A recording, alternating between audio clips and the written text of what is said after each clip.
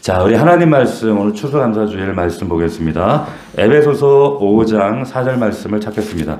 오히려 감사하는 말을 하라. 감사하는 말을 하라. 이와 같은 제목으로 하나님 말씀 함께 은혜를 나누도록 하겠습니다. 오늘 추수감사주일입니다. 농사도 안 짓고 우리가 뭐 언제 추수했다고 추수감사주일인가 싶지만 해마다 여러분들과 말씀드리지만 우리가 농사 짓고 안 짓고가 아니라 이것은 하나님의 훈련 방식입니다. 이 절기, 세 번의 절기를 통해서 하나님께서 이스라엘을 왜 망각하는 존재이기 때문에 망각하지 않도록 감사 훈련케 하시는 하나님의 방식이었다는 걸 기억하실 필요가 있습니다. 다른 이방 종교에는 감사가 없습니다. 그죠? 가만히 생각해 보세요. 불교나 남녀 호랑개교, 이슬람교에는 절대자에 대한 어떤 강천과 그리고 대가와 거래가 있을 뿐이지 감사가 없어요. 유일하게 기독교만 있습니다. 유일하게. 그 감사를 훈련하는 시간이다. 제가 어제 그 주일을 준비하면서 설교 준비하면서 교회에 앉아 이제 배가 고파서 이제 아내가 어제 도시락을 싸줬어요. 매주 싸주지 않아요. 어제 싸주더라고. 그래서 도시락을 싸서 이렇게 먹는데 이제 반찬이 그 무친 콩나물에 김장김치 그리고 햇반을 넣어줬더라고요.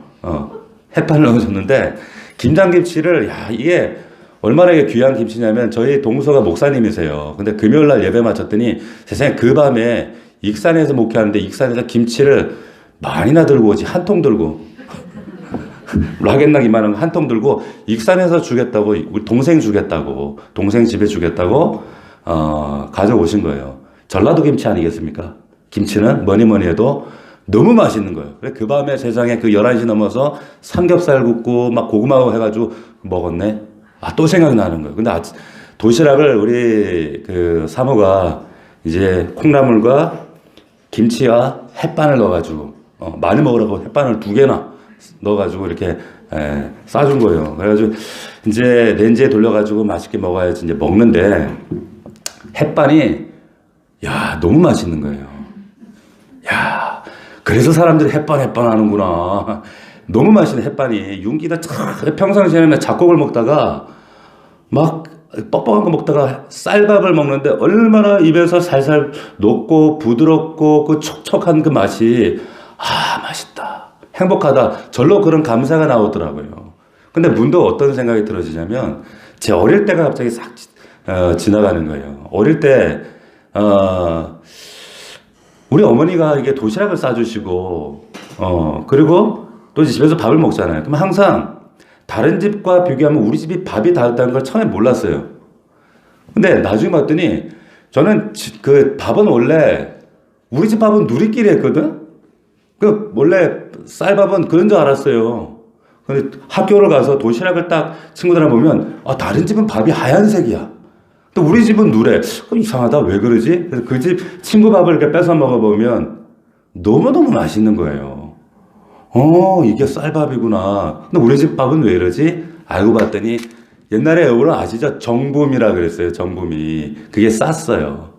오래 묵은 쌀일수록 그 밥이 좀 뻑뻑하고 수분이 날라가지고 근데 색깔이 또 누래.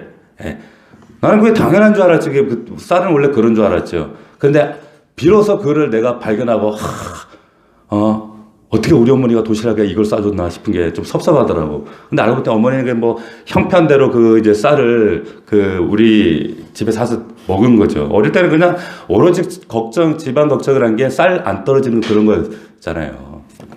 그래서 이제 그때 그 생각이 나면서 어제 햇반을 먹는데 너무 맛있는 햇반을 먹으면서 그래 어릴 때 그렇게 정말 이 쌀밥 그렇게 먹고 싶었지.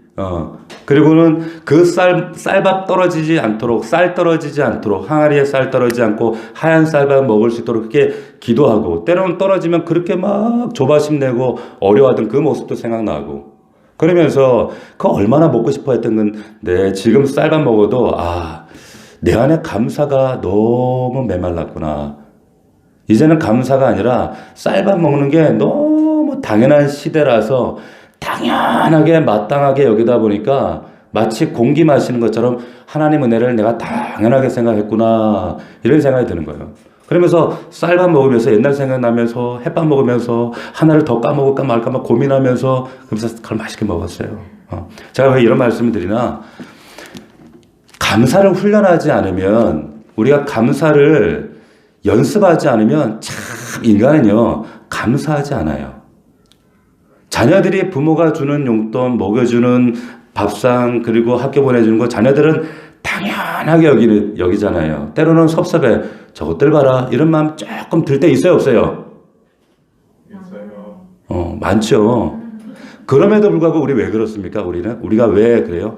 내 자식이니까. 내 아들이니까, 사랑하니까. 근데 우리는 망각해요, 인간은. 우리가 하나님 앞에 그렇게 산다는 거죠. 하나님께서 그 주님이 이 땅에 오셔서 감사하신 모습을 감안해 보면 보세요.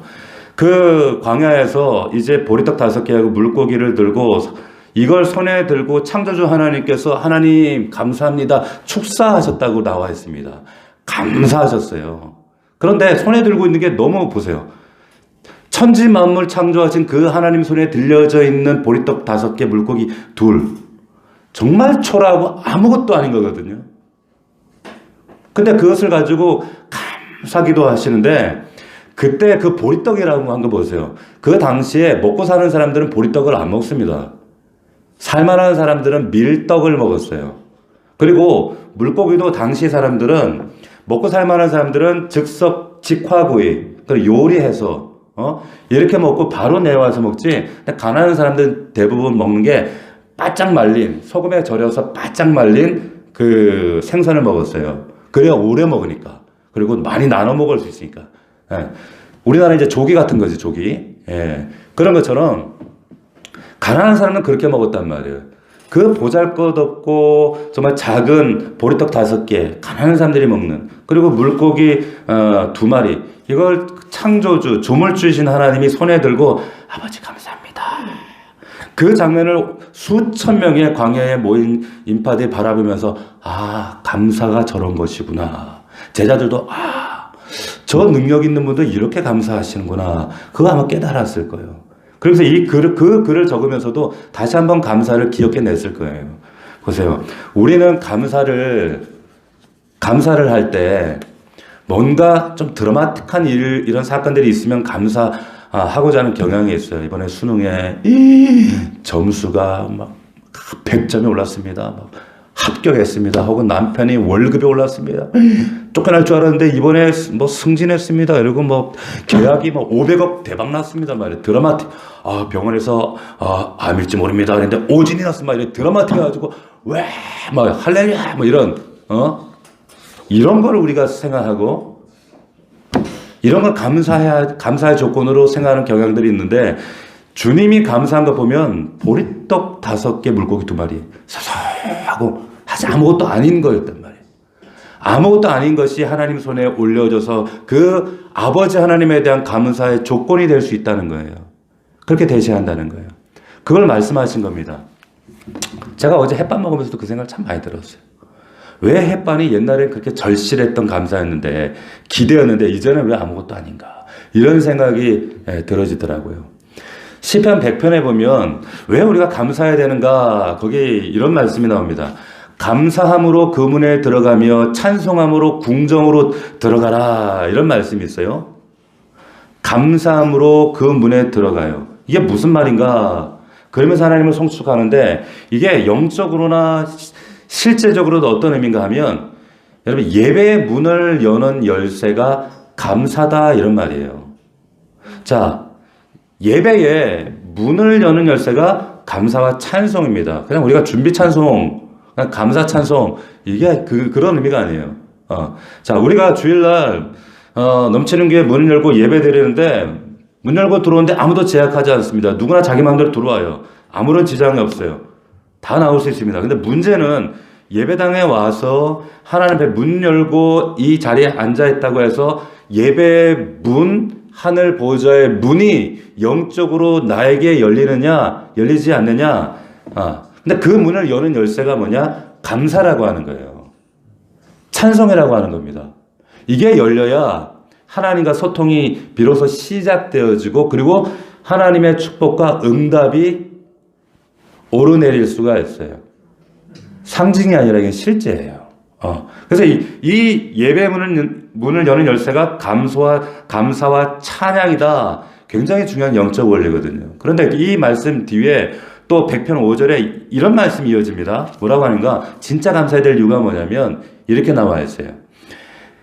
대저 여호와는 선하시니 인자하심이 영원하고 성실히 하심이 대대에 이르리로다. 지금 제가 우리 개역 개정 성경이거든요. 이게 옛날 성경 버전은 개역이라고 하는데 개역 성경에 이렇게 나와 있는 거예요. 대저 여호와는 선하시다. 이렇게 돼 있어요. 이 대저 우리가 잘 쓰지 않는 표현이잖아요. 이 대저라는 말이 무슨 말이냐면 왜냐하면이란 뜻이에요. 그러니까 원래 히브리어 성경에는 키 이렇게 나와 있어요. 키. 왜냐하면 이걸 우리말로 대저 이렇게 번역을 했는데 우리가 왜 감사와 찬송으로 그 문을 열고 하나님 앞에 나아가야 되는가? 이유는 왜냐하면 이유는 여호와는 선하시기 때문이야. 이렇게 말씀하는 거예요. 하나님은 선하시기 때문이야. 그래서 우리가 하나님 앞에 이렇게 감사와 찬송으로 나아가는 거야. 이렇게 말씀하는 거예요. 자, 그러면 여기서 질문. 그러면 하나님이 선하시기 때문이다. 그 하나님이 선하다는 말이 무슨 말인가? 선이 뭘까요? 하나님의 선. 자, 선. 많이 들어보셨을 거예요. 제가 여러 차례 언급했습니다. 토브라는 말이라고 했어요. 토브. 하나님이 만물을 창조하시고 사람을 창조하시고 좋았다. 사람을 만들고는 심히 너무 좋았다. 그 좋았다라고 하는 게 토브입니다. 따라해 봅시다. 토브. 토브라고 하는 부패도 있더라고. 토브. 보세요. 너무 좋았다. 근데 이 토브가 사실 성경을 통해서 우리가 미루어 짐작은 하지만 에덴이라고 하는 완벽한 토브의 상태. 하지만 우리는 경험해보지 않았기 때문에 그 선이라고 하는 게 구체적으로 어떤 그림인지 어떤 모습인지 정확하게는 알 수 없어요. 왜? 제대로 경험해본 사람은. 그렇지만 우리는 그 간접적으로 하나님이 주시는 토부는 이런 것이겠구나라는 것들을 우리는 사람에 따라 조금씩 다르지만 그걸 간접으로 체험합니다. 경험합니다.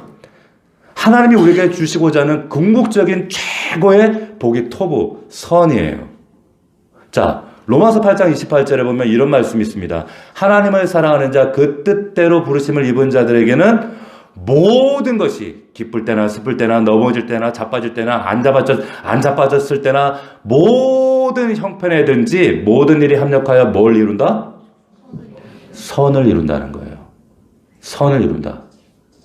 선을 이룬데 이 선은 뭐냐면 여기는 토부가 아니에요. 여기는 헬라어이기 때문에 신약은 여기는 뭐라고 되어 있냐면 완벽한 구원이란 뜻이에요. 하나님의 완벽하신 완전하신 구원 이른다는 거예요. 하나님께서 다시 말하면 하나님을 사랑하는 자들 그 뜻대로 부르심을 입은 자들에게는 하나님의 완벽함을 주세요. 완전한 구원을 주신다는 거예요. 할렐루야. 믿습니까? 자, 그 하나님이 주시고자 하는 게 그게 바로 토브라는 거예요. 자, 그러면 이 말씀과 연장해서 오늘 말씀으로 들어가면 그런데 그만큼 감사가 소중한데 여기 보니까 오늘 말씀에 감사하는 말을 하라. 추수감사절이니까 뭐 감사하는 말을 해야지. 근데 단순히 그냥 그 단순한 의미가 아닙니다. 왜 감사하는 말을 하라 했을까?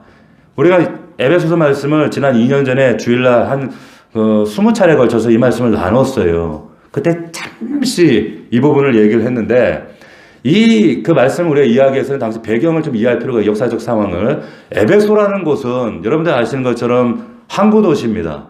여기는 제가 이 에베소라고 하는 이 배경을 역사적인 개론을 이해하기 위해서 여러 가지 역사책이나 개론서를 보잖아요.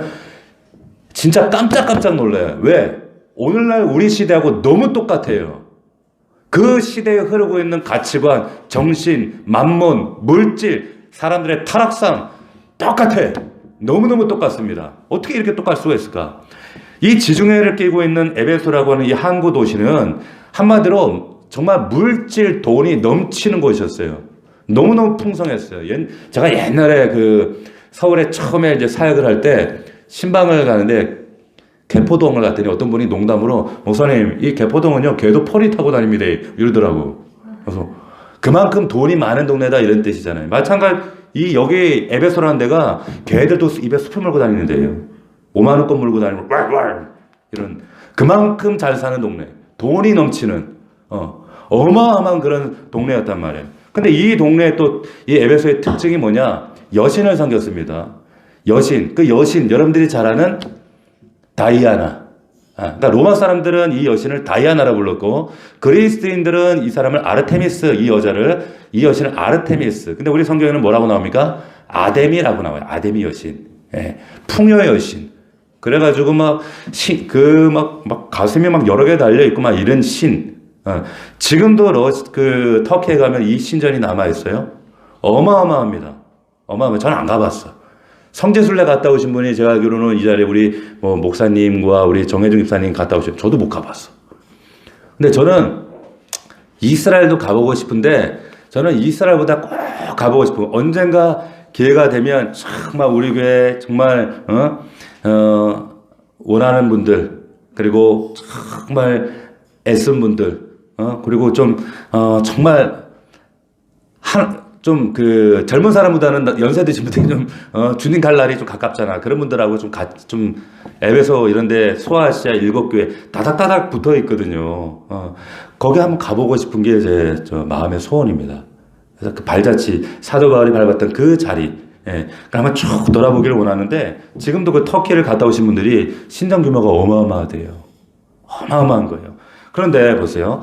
그 에베소서라고 하는 그 도시에 그 교회가 세워졌는데 사도 바울이 2차, 3차 전도여행을 하면서 그런데 그 계시록에 보면 에베소에 대한 그 이야기가 나와요.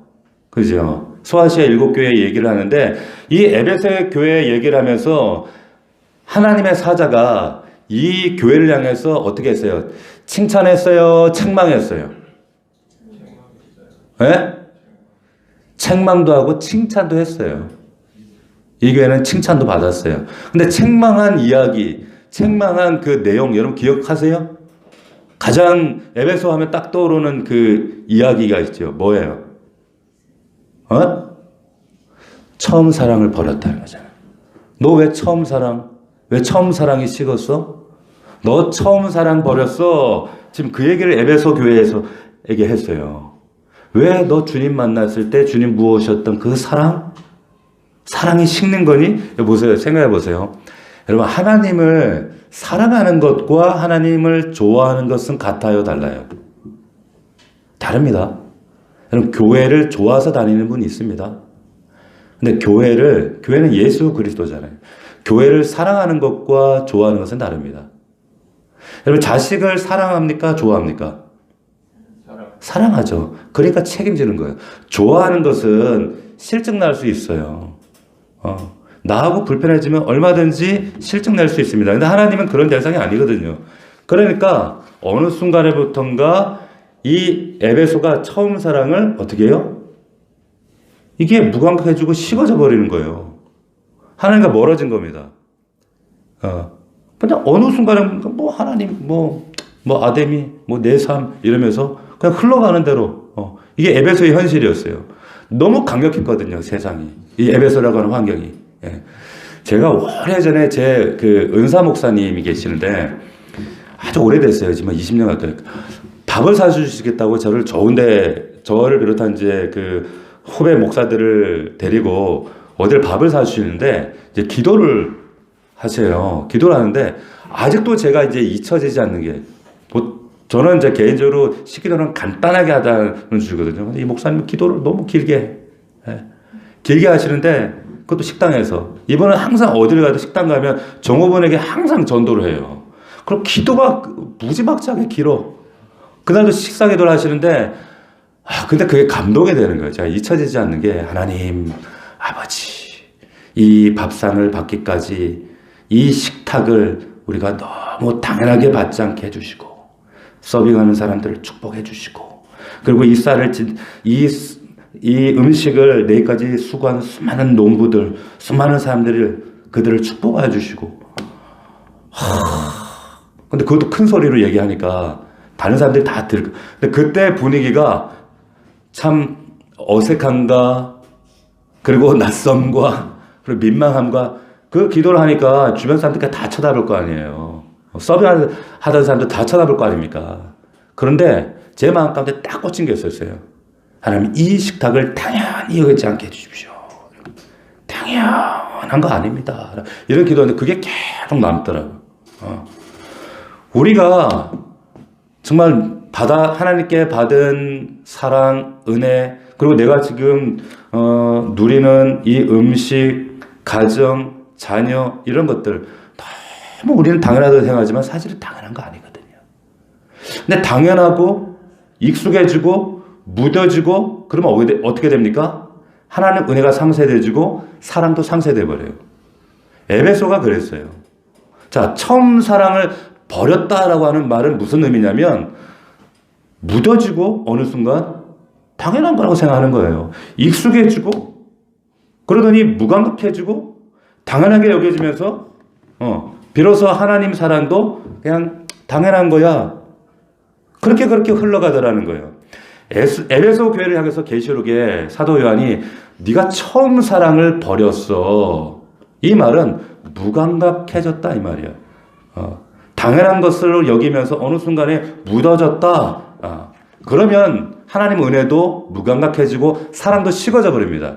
이거는 에베소 교회의 문제가 아니라 우리 모습이죠, 사실은. 그렇지 않습니까? 이게 우리의 실상이란 말이에요. 자, 그런 관점에서 오늘 본문을 보셔야 되는 거예요. 이런 관점에서 자, 이런 문맥과 컨텍스트를 가지고 에베소의 이런 지금 이야기들을 써내려가고 있는데 이 오늘 읽었던 이 4절 말씀 그 앞에 조금 문맥을 좀 더 이해를 돕기 위해서 3절 말씀을 보면 이런 말씀이 나와요. 5장 3절 같이 한번 읽어봅시다. 시작. 음행과 온갖 더러운 것과 탐욕은 너희 중에서 이름조차도 부르지 말라. 이는 성도에게 마땅한 바다. 뭐 당연한 거 아닌가? 뭐 성도에게 뭐 쌀 짓고 밥 짓는 얘기지 싶지만 이 에베소의 그 당시의 가치관, 사회, 문화, 그 현실 속에 있는 교회가 이 말씀을 받을 때는 여러분들이 받는 것과는 조금 달랐어요. 이 말이 어떤 의미인지 너무 잘 아는 거예요. 보세요. 여기에 이 도시, 앞서도 말씀드렸지만 에베소라고 하는 도시는 창기만 3,000명이었어요. 역사적 기록에 보면. 창기. 근데 이 창기가 단순히 그냥 성매매를 하는 사람들이 아니라 자기들이 믿는 그 아르테미스와 이 예배하러 오는 이 그 신자들을 매개해주는 예배 행위. 그러니까 매개 행위 자체가 뭐냐면 성적 교접이었어요. 수천 명이 이루어지는 거예요. 하루에도. 수천 명이 그 자리. 근데 그거를 오가면 사람들이 다 봅니다. 어디 들어가서 하는 것도 아니에요. 근데 그것을 보면서 사람들이 아무렇지도 않게 여겼어요. 왜? 그건 예배 드리는 거니까. 성적 문란이나 타락이 아니라 이건 예배니까.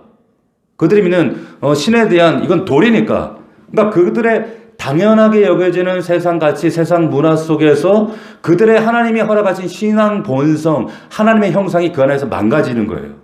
무너져 내린 겁니다. 그러면서 묻어지고 무감각해지고 공격당하는 거예요. 이게 에베소의 모습이었어요. 자, 그러니까 사도 바울이 3절에 음행과 온갖 더러움과 탐욕은 너희 중에서 이름조차도 부르지 마라. 야, 니네 뭐 음담패설 농담하지 마. 이런 수준이 아니라 이것은 니네 입에도 담지 말고 흉내도 내지 말고 터치도 하면 안 돼. 그런 역사적 배경적 상황과 지금 연결이 되어 있는 겁니다. 자, 그러니까 보세요. 에베소가 이렇게 우리가 그 당시에 어떤 음란을 예배 행위로 여겼기 때문에 당연하게 여겼던 것처럼 오늘날 우리 남성들이 잘 들으십시오. 뭐 여자들도 마찬가지예요. 이 음란이라고 하는 게 당연한 문화가 됐어요. 당연해요. 그건 유혹받는 거. 뭐 세상이 그렇고 세상이 뭐 다 그렇게 돌아가니까 남자들이 생각보다 여러분은 음란에 약합니다. 잘 들으셔야 돼요. 그리고 아내들이 이것을 위해서 그리고 기도하셔야 돼요. 굉장히 공격도 많아요. 보세요. 그러니까 이걸 뭐 당연하게 수용하고 그리고 이것을 내가 당연하게 그것을 누리고 그리고 나도 거기에 동조하잖아요. 이게 합법적으로 어떻게 문을 여는 것과 같아요. 이게. 네. 보세요. 성적 농담을 합니다. 야한 말들 막 하잖아요. 회사에서 아무렇지도 않게 술자리에서 뭐 어디 회식 같은 데 하면. 근데 여기 보니까 입에 담지도 말라 그랬어요. 담지도 말라. 언어라는 게 왜 중요한가? 언어는 그 사람, 그 언어를 통해서 상대방을 향해서 얘기하지만 그 언어는 사실 제일 먼저 누구를 겨냥하냐? 사실은 자신을 겨냥하게 돼 있습니다. 내 귀에 들리고 있는 내 말이 가장 뚜렷하게 들려요. 그러니까 우리가 얼굴이라는 말을 하잖아요. 얼굴. 그 말은 얼의 꼴이라는 뜻입니다. 다시 말하면 내 영혼의 꼴, 영혼의 모양이 이렇다 이거래요. 그 사람의 얼굴에는 그 사람의 영혼의 상태가 이렇게 배어나오게 되어 있어요. 흘러나와요. 마찬가지로 언어를 통해서 그 사람의 영혼의 향기, 영혼의 상태, 영혼의 깊이가 흘러나옵니다.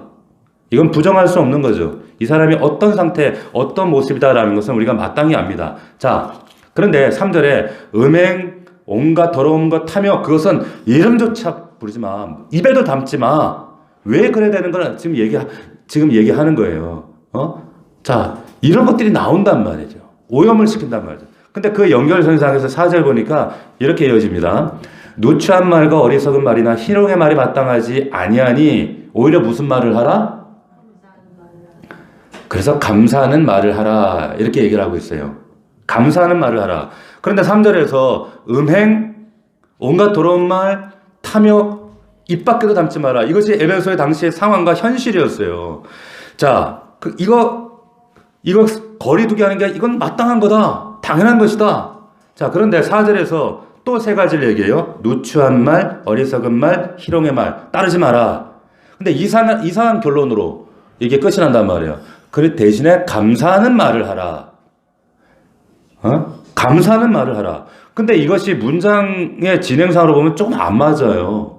어색합니다. 대립된 의미로 나온다면 이게 문장이 자연스러우려면 보세요. 누추한 말과 어리석은 말 이렇게 나가요. 누추한 말 하지 말고 단정한 말을 해라.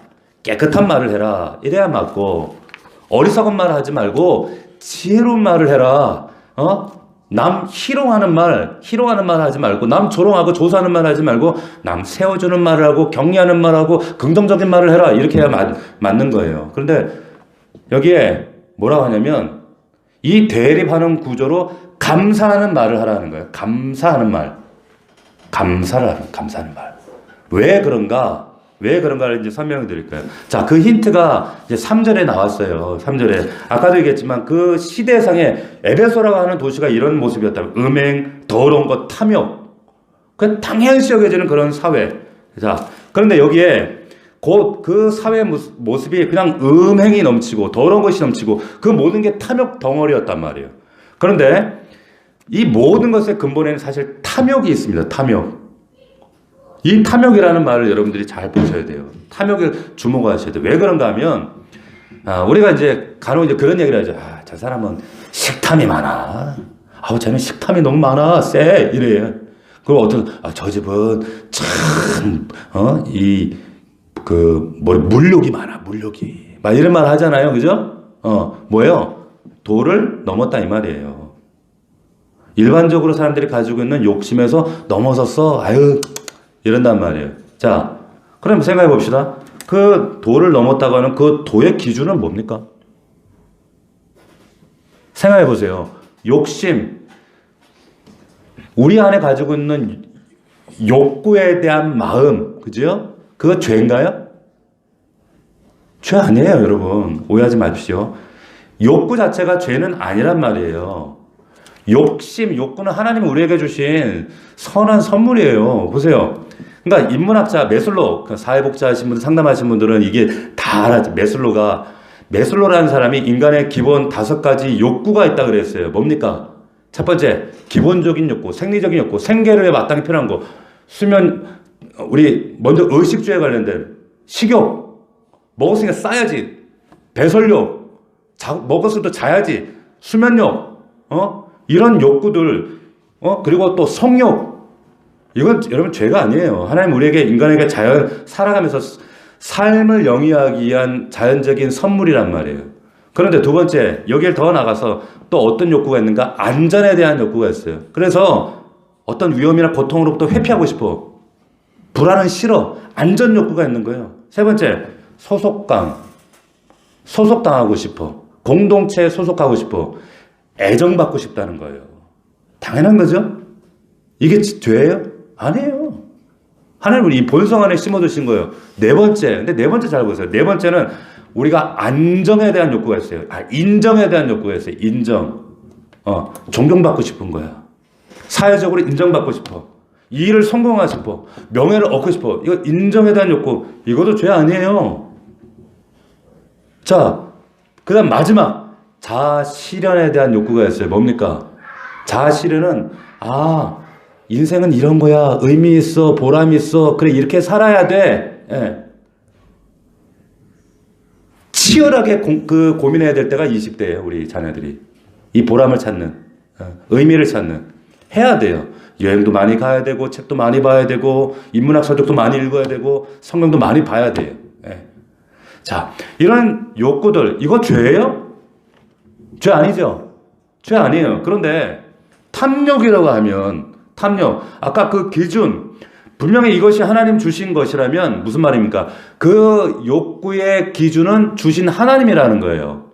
근데 주신 분이 하나님이고 그분이 기준인데 그 하나님을 넘어서는 것이 뭐예요? 탐욕이 된다는 거예요. 다시 말하면 탐욕의 기준, 욕구를 주신 분은 하나님이신데 주신 분이 그 기준이 하나님이라면 당연히 탐욕이라는 건 하나님이 주신 것 이상을 하나님이 우리에게 허락하신 그 분량을 넘어서는 더 갈망하는, 욕망하는 내 삶의 모든 방식이 그걸 탐욕이라고 얘기하는 겁니다. 아멘. 이해되세요? 자, 그래서 시편 16편에 보면 하나님께서 사람들에게 줄로 재어준 구역이 있으니 그게 저들의 기업이다. 너의 분깃이다. 각자의 분깃이 다 줄로 재어준 구역이 다 다르다는 거예요. 난 요만큼 하나님 줄로 재어줬는데 근데 이만큼 원해요? 넘어가죠? 탐욕되는 거예요. 나는 이만큼인데 하나님 나에게 이 물건을 이 거리만큼 주십시오. 그럼 뭐예요? 탐욕이 되는 거예요. 탐욕입니다. 하나님께서 주신 각자의 분량대로, 그래서 각자에게 주신 믿음의 분량대로 생각하라고 하신 말씀이 그래서 그런 거예요. 내 분기, 내게 허락하신 분량의 복이 있어요. 자, 그런데 이 탐욕의 상태를 에베소 교회가 이 탐욕 상태에 이런 모습으로 비춰지고 있었어요. 나타나고 있었어요. 한번 봅시다. 탐욕의 상태가 어떤 모습인가? 한번 에베소서 4장 17절을 한번 보겠습니다. 에베소서 4장 17절. 제가 읽을게요. 에베소 4장 17절 제가 읽습니다. 그러므로 내가 이것을 말하며 주 안에서 증언하노니 이제부터 너희는 이방인이 그 마음에 허망한 것으로 행한 같이 하지 말라. 이방인은 여기서 말하는 외국 사람 말하는 거 아니죠? 하나님을 아버지로 고백하지 않는 사람들 이방이란 말이에요. 그런데 이방인이 그 마음에 허망한 것으로 행한 같이 하지 마라. 그들의 뭐가 어두워졌다 그랬어요, 여기에? 잘 보세요. 뭐가 어두워져요? 총명, 마음이 어두워져요. 여기 보니까, 여기, 그 마음에 총명이 어두워지고 마음이 어두워졌단 말이에요. 어두워진다는 것은 뭐냐면 마치 이 등불을 이렇게 가리는 겁니다. 가려져 있으면은 그림자가 생기고 어두워요. 이 악한 역사들은 이렇게 가려버립니다. 어두워지면 허망한 것으로 막 허탄 대로 달려가게 돼 있어요. 이게 사단이 하는 일이에요. 보세요. 어두워지고 그러니까 그들 가운데 무지함이 나타나고요. 마음이 굳어지고요. 말미암아 생명에서 멀어지게 돼요. 떠나게 돼요. 자, 보세요. 탐욕의 특징이 뭐냐면 무지해지고 무감각해집니다. 우리가 하나님에 대해서 무감각해지는 이유가 뭔가? 탐욕이 있다는 거죠. 탐욕이 결국에. 총명이 어두워지니까. 보세요. 이게 에베소 도시와 성도들에게 나타났던 현상이었어요. 나타난 특징이었고 그 시대상이었단 말이에요. 근데 19절을 다시 한번 보십시오. 19절 같이 한번 읽어보겠습니다. 4장 19절 시작. 그들이 감각 없는 자가 되어 자신을 방탕에 방임하여 모든 더러운 것을 욕심으로 행한다. 여기 보니까 감각 없는 자가 돼요. 어느 순간 하루아침에 예수 처음 사랑 버리는 게 아닙니다. 감각 없는 자가 돼요. 그리고 나서 뭐라고 해야 합니까? 그 다음 단계가 그 탐욕이 무감각하게 하고 그 다음에 방탕에 자신을 방임합니다. 방임이라는 단어를 여러분 주목하셔야 돼요. 기억하고 계세요. 방임. 그 그리고 모든 더러운 것을 이제 허용합니다. 받아들이는 거예요. 지난주 우리 시편 1편에 얘기했죠. 악인의 꾀를 따르다가 그리고 서다가 그 자리에 앉아버리는 거예요. 단계가 있어요. 자, 이게 탐욕이에요. 그러니까 한마디로 뭡니까? 탐욕. 하나님이 정하신 기준 선을 넘어버리는 거예요. 넘어버립니다. 자신을 감각 없는 자가 돼서 자신을 방탕에 뭐 했다? 방임했다. 방임. 방임이라는 말, 이거 우리말로 좀 부드럽게 번역하면 뭐냐면 자신을 내줬다 이런 말이에요. 나 자신을 방탕이라는 대상에게 올려드렸다. 자, 올려드렸다 이거 뭐예요 이게? 올려드린 거 이거 뭡니까? 예배예요. 예배. 예배했다 이 말이에요. 예배. 이걸 하나님 예배로 여기신다 이 말이에요. 그래서 보세요. 골로새서 3장에 보면 이런 말씀이 있습니다. 들어보십시오. 그러므로 땅에 있는 지체를 죽이라. 곧 음란과 부정과 사욕과 악한 정욕, 다 탐욕들이죠. 탐욕, 악한 정욕과 탐심이니 탐심은 뭐라고 정의하는가? 우상 숭배다라고 얘기하는 거예요. 그러니까 탐욕은 탐심은 우상 숭배입니다. 예배하는 거예요, 우상을. 보세요. 놀랍게도 이게 우상 숭배라는 거 모르고 탐욕, 탐심에 빠지는 거야. 선을 넘으니까. 자, 다시 정리해 보겠습니다. 하나님의 생명에서 순간 여러 이유가 있겠죠. 무뎌지고 총명이 어두워지고 무감각해지고 안팎으로 공격받고 그러면서 생명에서 떠나 있는 사람의 특징이 뭘 숭배하는가? 방탕의 자신을 방임. 근데 이 방임은 뭡니까? 결국 예배하는 거예요. 이게 예배. 우상을 예배하든지 혹은 자기를 예배하는 겁니다. 그러니까 일종의 여러분 보세요. 우울증에 빠져 있는 것도요. 사실 자기를 예배하는 거거든요. 내 진짜 왜 이래? 왜 나만 왜 이래? 그 우울증에 빠진 사람 특징. 오로지 모든 삶의 초점이 자기. 그 자기를 예배하는 거예요. 이거는 병원 가서 물론 치료도 받아야 될 필요가 있지만 영적으로 끊어봐야 돼요. 기도로 이겨야 돼요. 자, 시편에 보면 우상 숭배자들에 대한 얘기가 이렇게 나옵니다. 115편에 보면 그들의 우상은 은과 금이다. 손으로 만든 것이다. 뭐 입이 있어도 말하지 못하고 눈이 있어도 보지 못하고 귀가 있어도 듣지 못하고 코가 냄새도 못 맡고 손이 있어도 만지지 못하고 발이 있어도 걷지도 못하고 목구멍이 있어도 소리내자 못 낸다. 그게 우상이다. 그러면서 뭐라고 얘기하는가 하면 이런 말이 있어요. 우상들을 만드는 자들과 그것을 의지하는 자들이 다 그와 같을 것이로다. 이렇게 얘기합니다. 우상을 만든 자들이 너도 우상과 쌤쌤이가 될 것이다. 무슨 얘기일까요? 잘 들으십시오. 잘 들으세요. 우상처럼 된다는 거예요. 그 사람이. 무슨 말이냐? 우상은 생명이 있습니까? 없습니까? 생명이 없어요. 생명이 없어요. 무감각한 거예요. 아무것도 없는 거예요. 고체 덩어리예요. 물질 덩어리란 말이에요. 그런데 우리가 무언가를 어떤 대상을 향할 그게 세상이든 정말 우상이든 신주단지든 나 자신이든 사랑하면 우리는 그 예배하는 대상을 어떻게 해요? 닮아가게 돼 있어요. 닮아가요. 그러니까 연예인들 좋아하는 사람들 보세요. 연예인들 좋아하면은 연예인 따라한다고 연예인 하는 춤도 따라하지요. 막 옷도 따라하죠. 심지어는 연예인 누구처럼 얼굴 바꿔주세요. 전지현처럼 바꿔주세요. 뭐 누구처럼 뭐 누구가 있지? 하여튼 뭐 연예인 누구처럼 바꿔주세요. 그런다고 연예인이 돼요? 아니잖아요. 그걸 닮아가려고 하는 일종의 것도 예배예요, 그게. 네. 그런데 그 예배하면 그 대상을 닮아갑니다. 그러니까 일종의 지금 너희가 우상을 만드는 자들 그것을 의지하는 자들 다 그와 같이 된다. 이 말은 뭐냐면 너도 똑같이 물질된다 이 말이에요. 무의미해지고 네 삶의 형편과 네 삶에 나타나는 현상들이 다 이런 우상의 현실처럼 그렇게 무의미해진다 이렇게 된다는 그런 의미라는 거예요. 아멘입니까? 보세요. 자, 그렇기 때문에 이 방탕에 우리를 방임한다. 이 파라디노미라고 하는 이 말 드린다는 거 이거. 올려드린다. 그럼 우리는 어떻게 해야 하는가? 우리는 방탕에 방임하지 않고 우리는 어디에 드려야 되는 거예요? 자, 그게 이제 에베소서 5장에 나왔단 말이에요.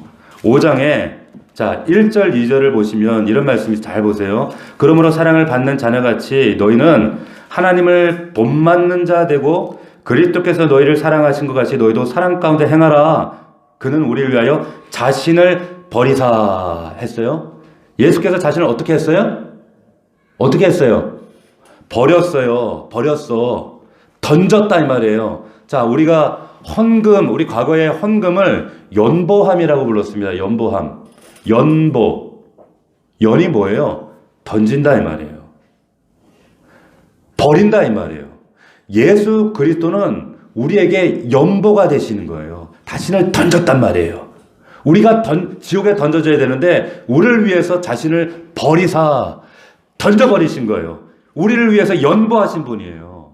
그래서 그 뒤에, 그 말씀 뒤에 이어서 보면 자신을 버리사 뭐라고 했습니까?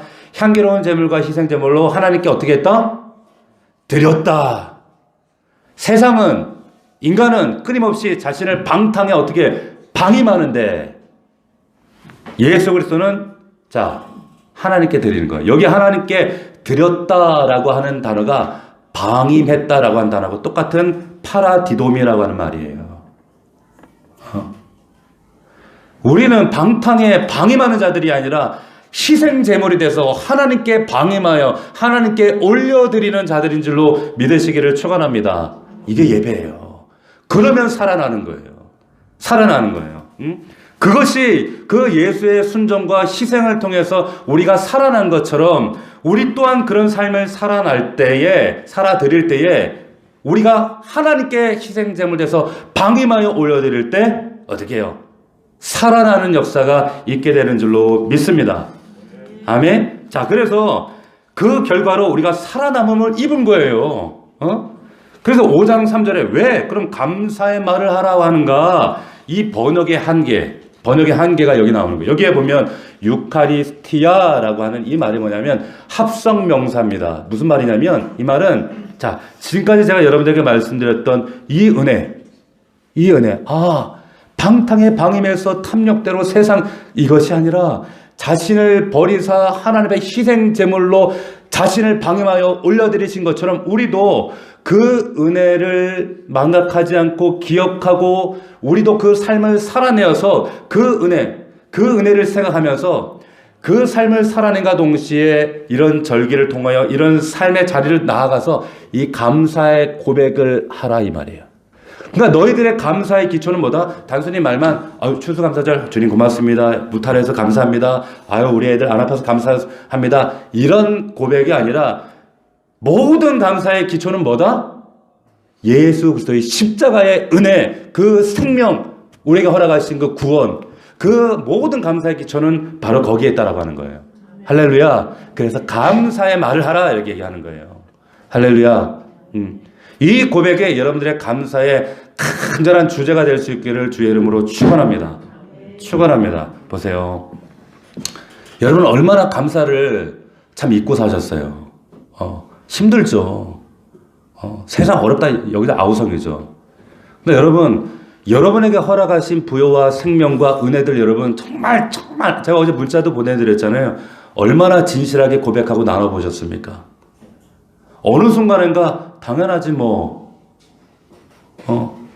무감각해지고 무뎌지고 당연하게 여기고 당연하게 우리가 누리고 있는 식탁 가정에 하나님 허락하신 부요 자녀들 이 기쁨 너무 당연하게 여기고 있는 건 아닌가. 근데 그 당연함이 혹여 에베소 교회를 향해 말씀하신 것처럼 우리의 처음 사랑이 식어져서 그런 건 아닌가. 묻어져서 그런 것은 아닌가. 점검하고 돌아볼 수 있는 기회가 되시길 주의 이름으로 축복합니다. 감사하는 여러분들 될 수 있기를, 감사하는 말을 선포하는 저와 여러분들이 되기를 주의 이름으로 축복합니다. 축복합니다. 자, 기도합시다. 하나님, 우리 1분간 기도할 때 정말 감사의 고백을 올려드렸으면 좋겠습니다. 하나님 감사합니다. 감사합니다.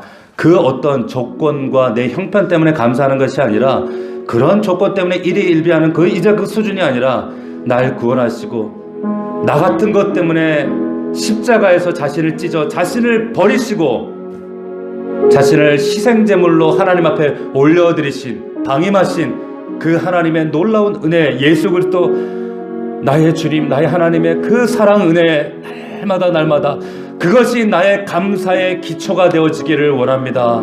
하나님 이 은혜로 감사하기 원합니다. 아버지 하나님 함께하여 주옵소서. 우리 다 함께 그 하나님 앞에 진실한 고백으로 감사드리기를 원합니다. 기도합시다. 살아계신 아버지 하나님 감사합니다.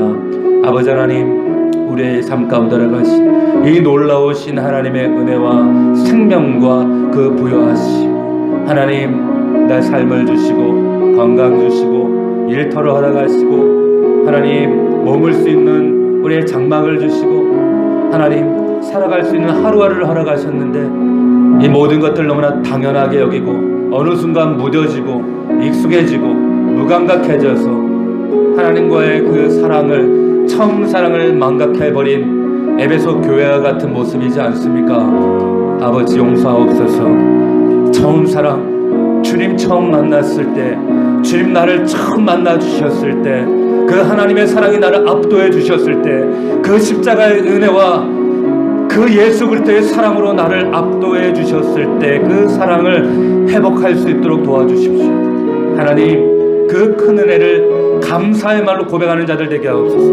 우리 사랑하는 아들, 딸들이 그 예수 그리스도의 사랑을 정말 뜨겁게 체험하고 만날 수 있도록 도와주옵소서. 아버지, 이 에베소보다도 더 악하고 음란하고 패역한 세대 가운데 이 하나님의 사랑으로, 그 하나님의 처음 사랑을 회복하는 우리 넘치는 교회, 우리 사랑하는 성도들, 그 은혜와 능력으로 승리하는 우리 교회가 되어질 수 있도록 역사하여 주옵소서. 하나님, 그 사랑을 잊어버리고 하나님의 기준을 선을 넘어버리고 하나님과 잠시 멀어져 있는 성도들 한 사람 한 사람 기억하셔서 하나님과의 관계 자리 회복할 수 있도록 도와주옵소서. 하나님과의 사랑을 회복할 수 있도록 도와주옵소서. 아버지 하나님 도와주시고 아버지 하나님 역사하여 주시옵소서. 그렇게 하나님 앞에 서지 못함을 하나님 용서하여 주시옵소서. 붙들어 주시옵소서.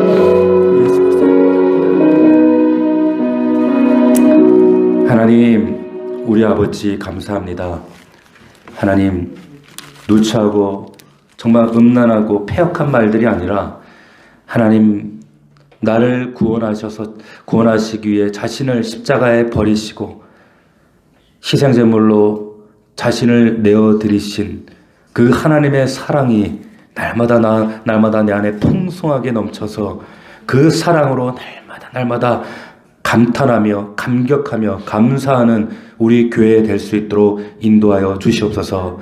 감사의 사건들 때문에, 현상 때문에 일희일비하는 그런 얕은 수준의 믿음이 아니라 내게 베푸신 하나님의 은혜에 날마다 감사함으로 그 은혜에 압도되어 날마다 그 은혜를 선포하며 간증하고 고백하는 자들이 될 수 있도록, 그런 우리 수준 높은 교회가 될 수 있도록 아버지 인도하여 주시옵소서. 감사하고 예수님의 이름으로 기도하옵나이다. 아멘.